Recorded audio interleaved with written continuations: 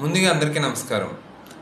చాలామంది పేషెంట్లు సార్ మాకు పైల్స్ వచ్చింది లేదా మాకు ఫిషర్ వచ్చిందని చెప్తూ ఉంటారు. సో చాలామందికి పైల్స్‌కి, ఫిషర్‌కి డిఫరెన్స్ తెలీదనమాట. ఈ పైల్స్ అనే కంప్లెయింటు మనకి చాలా లాంగ్ టర్మ్ నుంచి స్టార్ట్ అవుతుంది. ఎవరికైతే దీర్ఘకాలికంగా కాన్‌స్టిపేషన్ ఉంటుందో, ఎప్పుడైతే ఈ కాన్‌స్టిపేషన్ ఉంటుందో ఆ పేషెంట్ కంటిన్యూగా ముక్కడం వల్ల యానల్ కుషన్ మీద ప్రెషర్ వచ్చి దాని నుంచి వెయిన్స్ మీద ప్రెషర్ పడి ఈ పైల్స్ మూలశంక కింద డెవలప్ అయ్యే అవకాశం ఉంటుంది.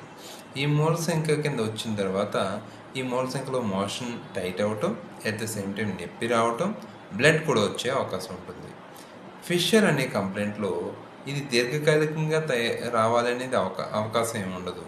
సో ఎవరికైతే ఈ ఫిషర్ కంప్లైంట్ వస్తుందో వాళ్ళు 3-4 డేస్ నుంచి ఎక్కువ ఫైబర్ కంటెంట్ తక్కువ ఉన్న ఫుడ్ తీసుకోవడం, డీహైడ్రేషన్ అంటే వాటర్ ఇంటేక్ సరిగ్గా తీసుకోకపోవడం లాంటివి చేసినప్పుడు మోషన్ టైట్ అయినప్పుడు గట్టిగా ఒగ్గుపట్టడం వల్ల వాళ్ళకి మోషన్ వెళ్ళే దారి చీరి దాని ద్వారా ఈ ఫిషర్ కంప్లైంట్ వచ్చే అవకాశం ఉంటుంది.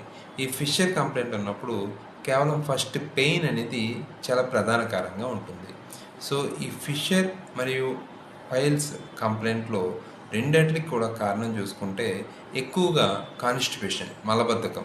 ఈ మలబద్ధకం అనేది రావడానికి ప్రధాన కారణం తీసుకునే ఫుడ్లో ఫైబర్ అంటే పీచు ఉన్న పదార్థాలు తక్కువ తీసుకోవటం, వాటర్ ఫ్లూయిడ్స్ తక్కువ తీసుకోవటం, దాంతోపాటుగా నిద్ర సరిగ్గా లేకపోవటం మరియు అన్నెసరీ మెడికేషన్స్ ఎక్కువగా తీసుకోవటం, ఇలాంటివి చేయటం వల్ల కాన్స్టిపేషన్ డెవలప్ అయ్యే అవకాశం ఉంటుంది.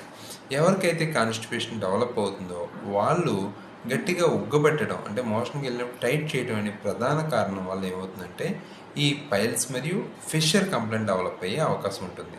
కాబట్టి పైన చెప్పిన జాగ్రత్తలు మీరు పాటిస్తే కనుక మనకి పైల్స్ మరియు ఫిషర్ అనే కంప్లైంట్ వచ్చే అవకాశం లేదు. Thank you very much.